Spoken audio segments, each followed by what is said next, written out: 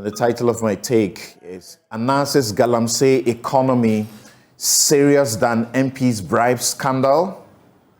Occupy Ghana has petitioned the OSP to investigate the case of the corrupt, wealthy businessman who went to Parliament a couple of weeks ago with bags of cash to bribe 95 MPP MPs who demanded publicly the sacking of Finance Minister Ken Ofori-Atta and his deputy Charles Adubois. The OSP, good news, has quickly commenced investigations. Trust Occupy Ghana to literally hound the OSP to ensure this serious criminal conduct is not allowed to slide if there was any such sign.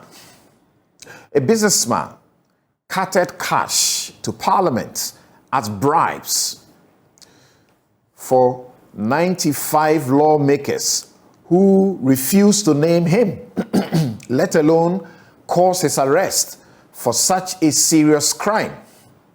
And political and moral leaders of this country act as if nothing has happened. Spokesperson for the MPs, a lawyer of, quote, good character, end quote, simply told the world a cock and bull story that they took the money but later returned it and advised this wealthy man who should be in custody against the conduct. The majority leader, Oseche Mensah-Bonsu, corroborated the allegation, and we have not heard anything about his promise that Parliament will investigate it. How many of the MPs took the bribe?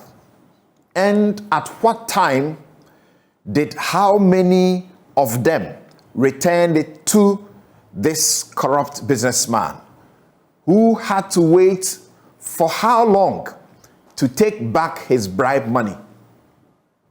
If we can't be held by CCTV in Parliament, none of the MPs took evidence of the criminal conduct they were so appalled by. Until these MPs name, shame, and get this businessman jailed, I elect never to believe them.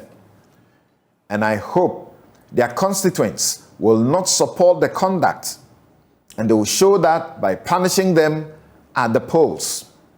Well, I know the politics. They may not do it. What country are we building for our children?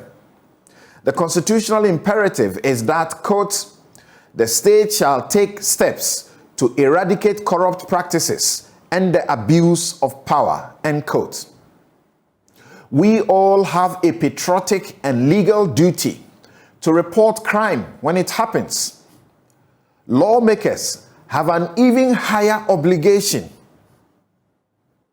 So what are they telling us? What serious country with citizens of good character and serious leaders accept this kind of conduct? Dear Special Prosecutor, spokesperson for the MPs, that's the MP for Asante-Akim North and a former Deputy Minister of Railway Development, Andy Kwame Appiah-Kubi, now says he's ready and willing to assist investigations. Dear OSP, the CDD's Afrobarometer Survey 2019 confirmed the frightening culture of normalization of corruption. Your duties, as found in your Regulation 31, include the onerous task of preventing greed, unethicalness, corrupt public attitudes, culture, and traditions. Kisie Jabing, you have so far demonstrated enough to assure us you will deal with corruption decisively, regardless who is involved. Like Anas Arameyao Anas and his Tiger Eye team, we must never allow a culture of a Galamsey economy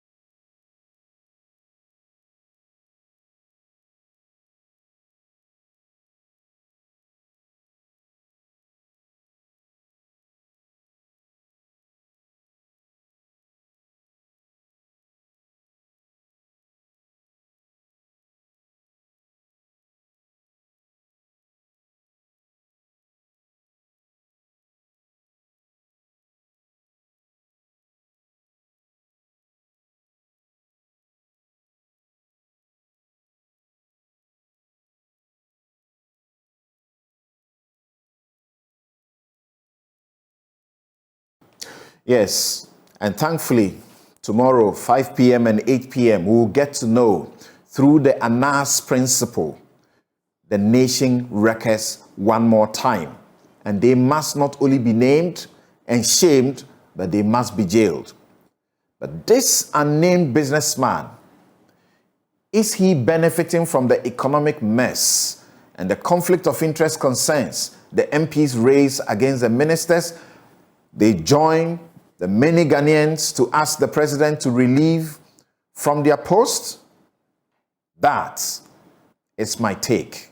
Let the people with a conscience, not a seared one, listen and act. We'll be right back.